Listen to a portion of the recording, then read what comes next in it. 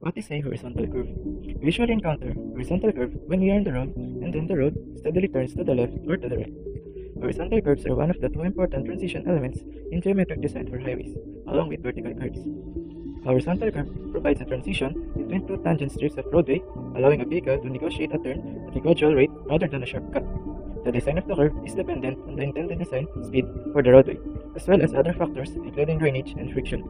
These curves are semicircles as to provide the driver with a constant turning rate with radi determined by the laws of physics surrounding centripetal force. There are four types of horizontal curve.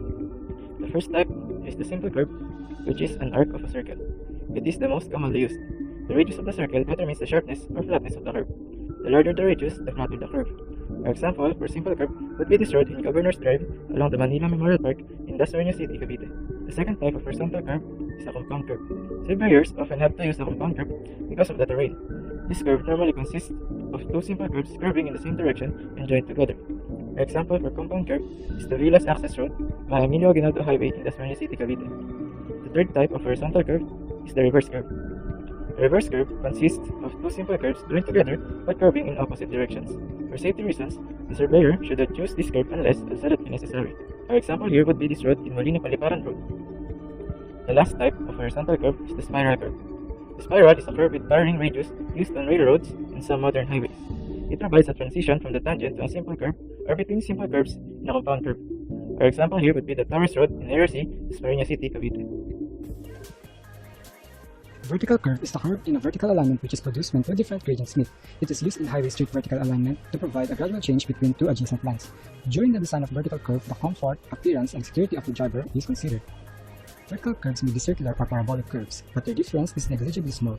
There are two types of vertical curves. These are the summit curve, or also called as crest curves, when two grades meet at the summit, and the curve will have a convexity upwards, and the other one is side curve, also called as valley curve. When two grades meet at the valley and curve will have a convexity downwards. Most vertical curves in a road design are symmetrical, parabolic curves for good reason. The parabolic curve is the natural vertical curve followed by any projectile. A properly designed symmetrical parabola minimizes the inertial forces on a vehicle traveling along the curve. One of the perfect examples of vertical road is the steepest road in America. This road is called the Canton Avenue in Pittsburgh. It is the steepest officially recorded public street in the United States. Canton runs from Coast Avenue up to Hampshire Avenue. It has a 37% grade, which is steeper than the world record holder of Baldwin Street in New Zealand, which is only 35%. Hi, this is Kimberly Mae Niegas and welcome to another episode of Crash Course Survey. The visibility of the road ahead of the driver is critical to the safe and efficient operation of vehicles on the road. As a result, the road's geometric configuration should be such that any obstacle along its length is visible to the driver from a distance. This distance is called the sight distance. Before delving into the topic, factors such as reaction time of the driver, speed of the vehicle, efficiency of the brakes, frictional resistance between the tire and road, and gradient of the road affect the computation of sight distance. Sight distance is important so that a driver traveling at the design speed of the highway must have a sufficient carriageway distance within his line of vision to allow him to stop his vehicle before colliding with a slowly moving or stationary object appearing suddenly in his own traffic lane. There are three commonly known types of sight distance. These are stopping sight distance, intermediate sight distance, and overtaking sight distance. Stopping sight distance, or SSD, is the absolute minimum sight distance and is given by the equation Vt plus v squared over 2gf, wherein v is the design speed, t is the reaction time, g is the acceleration due to the gravity, and f is the coefficient of friction. However, when affected by gradient, the equation for SSD is given by Vt plus v squared over 2g multiplied by the quantity of f plus minus 0.01 n, wherein n is the percentage of the gradient. For intermediate sight distance, or ISD, it is simply defined as twice the SSD, or the stopping sight distance. While overtaking sight distance, or OSD, is for safe overtaking operation and is given by the equation of v sub b times lowercase t plus 2s plus v sub b times square root of 4s over a plus v times uppercase t, wherein v sub b is the velocity of the slow-moving vehicle, lowercase t is the reaction time of the driver, s is the spacing between the two vehicles, a is the overtaking vehicle's acceleration, and uppercase t is the duration of the actual overtaking.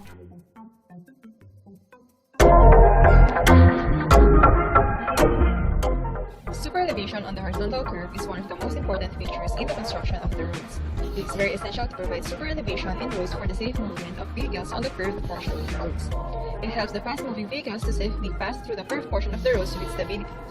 The inward transverse inclination which is provided to the cross-section of the pavement road at the horizontal curved portion of the road is known as superelevation. Superelevation is also known as cantilever banking. Superelevation in roads is basically provided on the horizontal curved portion of the roads in which the outer edge of the road pavement is raised with respect to the inner edge, thus providing a transverse slope throughout the length of the horizontal curve of the road. This transverse inclination to the surface of the road pavement is known as superelevation.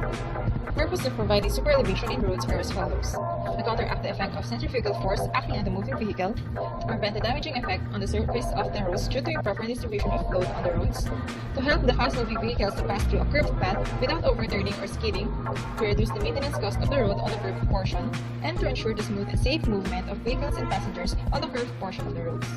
Superelevation is expressed as the height of the outer edge of the pavement with respect to the width of the pavement. An example of superelevation that I have seen and passed through in the nearby area is the superelevation along the Anghari Road going to the Angrena, specifically the road between Vista Mall Molino Paliparan Road and Somo Market. As I was unable to go out and document said road, I used Google Maps and Street View. Here is the map view of the Molino Paliparan, the Anghari Road. Notice that there is a curve where we can find the superelevation probably turned 30 to 45 degrees, but for sure will cause overturning or skidding of fast-moving vehicles if constructed without superelevation. As you can see, there is a noticeable banking on the left side, which is the lane going to Molino Paliparan Road from the Somo Market. The superelevation prevents the vehicles from overturning or skidding that may cause damage to properties and accidents. As you can see in this video clip, the friction which is developed between the wheel of the vehicle and the pavement is acting transversely along the pavement surface towards the center of the curve. And this is what happens to a fast-moving vehicle when there is no enough elevation on a horizontal curved path. The superelevation is provided on the road by the following formula.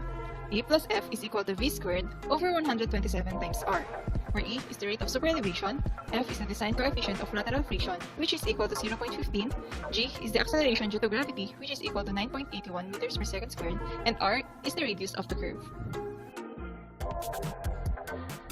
In calculating the superelevation in roads, we consider the following. The speed of the moving vehicle on the circular path, which is denoted by V, measured in meters per second.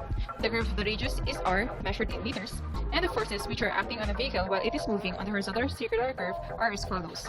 The centrifugal force, which is acting horizontally out, worked through the center of gravity, is denoted by P, which is equal to W times V squared over G times R.